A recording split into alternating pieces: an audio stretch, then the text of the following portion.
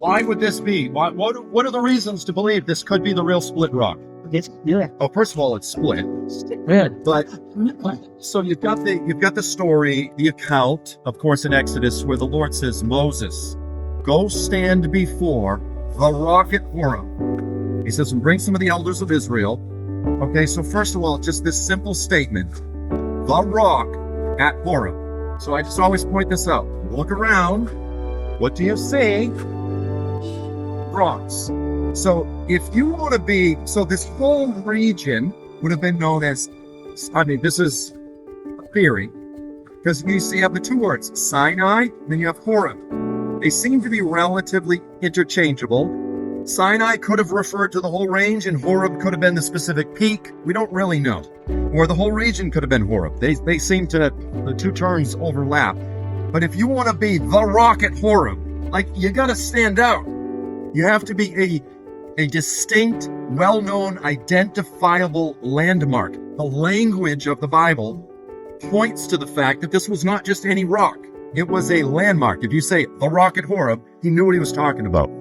So in order to be an identifier, you have to be a very unique geologic feature. And even if this has nothing to do with the biblical account, it's a unique feature.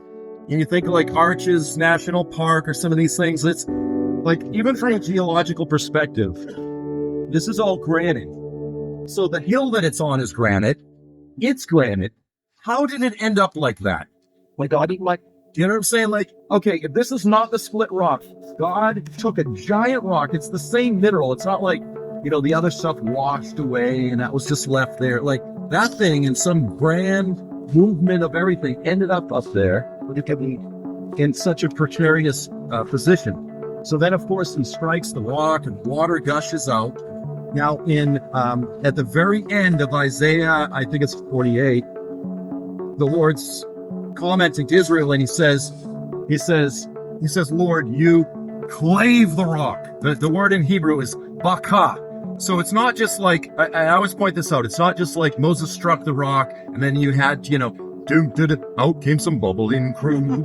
Like, this thing, it split the rock in half. Okay, so first of all, this massive landmark, it enclaves the rock and water gushes forth. So you have a massive landmark in the general location, in the right location, and it's completely split. And when you get up there, for those that do, and again, this is a very serious climb. Like, when you walk, sitting right here, it looks easy. Trust me, you get up there, that's a real serious hike.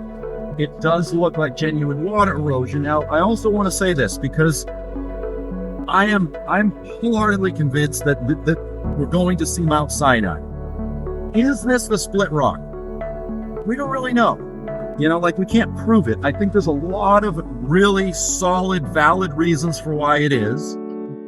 Someone was commenting earlier that it would be great, we're here in Saudi Arabia, to get someone to come over and shoot a seismic to see if there's, you know, kind of a straw under it or something along those lines, if it's possible. If it's not the real thing, then to me, it's kind of like the Garden Tomb. It's like you go there and everyone feels like it is, but we're not really sure. And when you're at the Garden Tomb, you feel the presence of the Lord, but then when you go to the Tomb of the Holy Sepulchre, you feel nothing.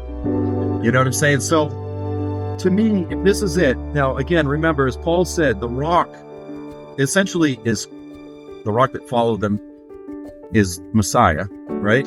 So the point is, you go to Israel, and the tour guide says, this is where a miracle happened. This is the region where you go, cool, this is where a miracle happened.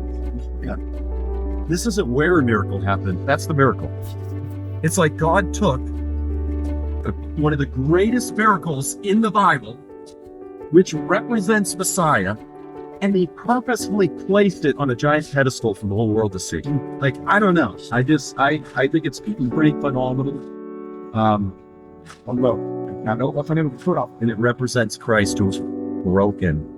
You know, you can also quote Isaiah 53 and see direct some of the references to Messiah being broken for us. So I'll just leave it at that. And I guess we're gonna, for those who want to, we're gonna hike up and then eat. Or should we? Yeah, it looks like